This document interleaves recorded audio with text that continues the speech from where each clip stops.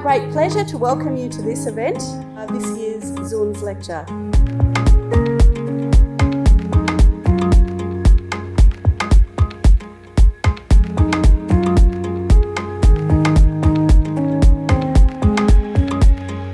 Things are beginning to really get momentum now and really happen.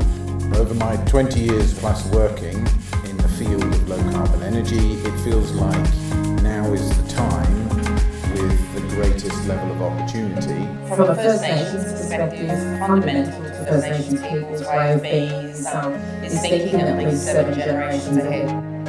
I think customers are leading the energy transition as much as finance is, as much as large built infrastructure is.